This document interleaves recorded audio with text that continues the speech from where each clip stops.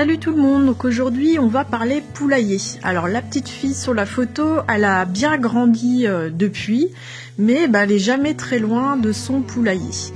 Alors en fait nous ça fait 7 ans qu'on élève des poules dans notre petit jardin et je vais vous faire un petit retour d'expérience sur cet élevage là qui a quand même l'avantage de nous apporter de bons œufs frais tous les jours, toute l'année, et je vais vous expliquer comment je fais. Donc moi j'ai ce petit groupe de poules et vous voyez qu'elles sont bien différentes. Donc en premier plan c'est une poule Pékin. À l'arrière c'est une poule Sussex, donc c'est une poule de taille ordinaire. Et puis derrière vous avez deux petites poules naines qui sont un petit peu mélangées. J'ai pas exactement la race, mais ce sont vraiment ce qu'on appelle la poule naine. Alors une question qui est souvent revenue. On m'a posé ça plusieurs fois, donc je vous le dis, il n'y a pas besoin de coque pour avoir des œufs. Vous n'aurez juste pas de poussins.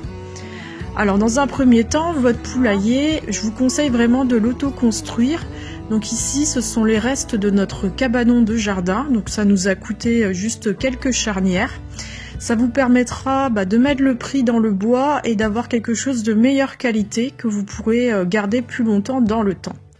Alors là, je vous le montre tel quel. Alors, il n'y a pas eu de ménage de fait, donc c'est ce qui se passe juste avant le ménage. Voilà à quoi ressemble le poulailler. Donc il suffit d'avoir des perchoirs et aussi un pondoir pour vos poules. Après, une petite trappe, une petite ouverture que vous pourrez refermer le soir pour les protéger des prédateurs. Puisque quand on habite même en lotissement ou dans un environnement de ville, on peut avoir la visite de renards. Ils vont attendre jusqu'à ce que vous oubliez de refermer votre porte. Donc c'est très important de les enfermer. Au niveau de l'exposition de votre poulailler, je vous conseille d'avoir le soleil le matin et le soleil le soir. En pleine journée, il peut être intéressant qu'elles aient de l'ombre. Ce sont des animaux qui supportent assez mal la chaleur, donc ça va vous permettre aussi d'avoir une meilleure ponte de vos poules. Ce que vous pouvez aussi faire, et surtout pour leur bien-être, c'est leur installer des arbres. Donc cet arbre-là, il a été planté il y a 7 ans. Donc il suffit de mettre un petit grillage au départ et puis ensuite sur des arbres là c'est du saule, donc ça pousse très très vite et ça leur apporte de l'ombre sur les périodes chaudes, ce qui est quand même assez intéressant.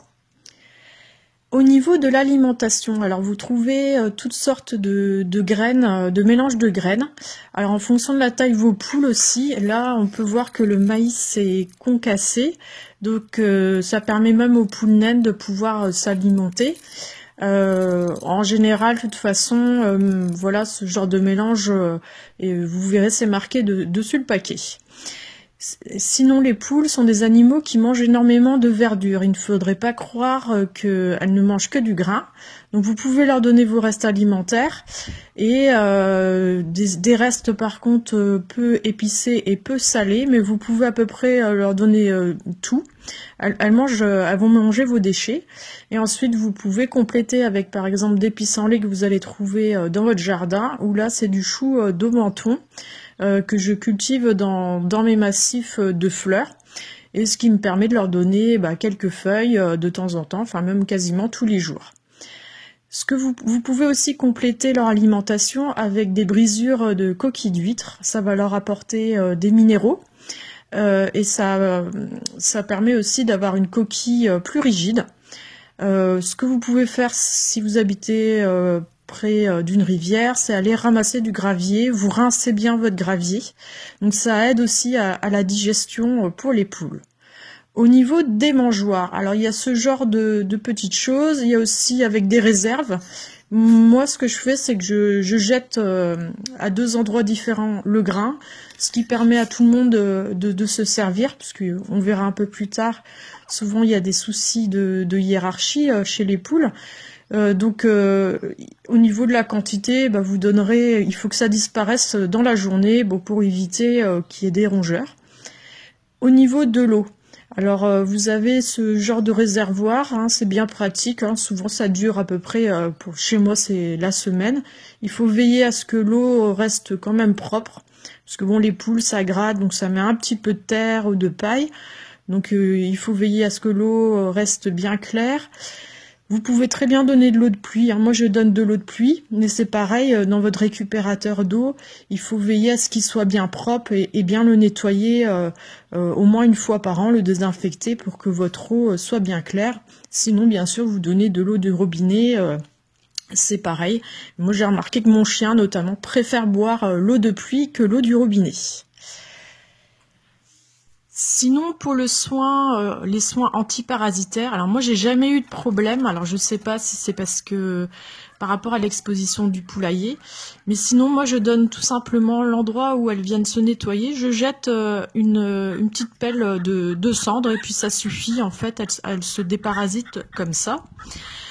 Alors, autre point aussi, quand vous avez un animal domestique, on pense souvent au renard, mais bien souvent c'est votre chien en fait qui risque d'attaquer vos poules. Donc vraiment veillez à bien protéger les endroits, voilà, où il a accès à l'enclos des poules. Moi j'ai même mis du triple grillage, c'est pour vous dire. Je voulais vous montrer aussi cette petite scène, elle date de l'année dernière. Les deux poules que vous voyez, c'est donc la poule blanche, là, la grande, et puis la marron, c'est en fait, c'était un coq. Ça, je l'avais élevé, on m'avait dit que c'était une femelle, en fait c'était un mâle, donc il a dû déménager. Et donc là, vous allez voir une scène en fait où la poule, elle va asseoir son autorité. C'est assez impressionnant, mais ne vous inquiétez pas, en fait ça dure quelques jours. Et ça, c'est quand vous rajoutez des poules, souvent la hiérarchie est un peu bousculée. Les choses se font en quelques jours et ensuite chacun va trouver sa place et vous avez un poulailler ensuite plutôt serein. En général, ça se passe bien. Il peut y avoir quelques cas où une poule peut être un peu le bouc émissaire de toutes les autres, mais en général, au bout de quelques jours, tous ces petits soucis sont réglés. Bon, il reste toujours un peu une question de hiérarchie. Moi, j'ai toujours ma vieille poule Vanda, la poule Pékin, qui elle fait toujours la loi. Mais elle a laissé sa place de chef à la blanche, qui est la plus grande. Mais elle veille à ce que la poule blanche mange en premier. Donc voilà pour ces petits conseils, en tout cas mon petit retour d'expérience. Le poulailler c'est vraiment pas compliqué, ça demande 5 à 10 minutes par jour.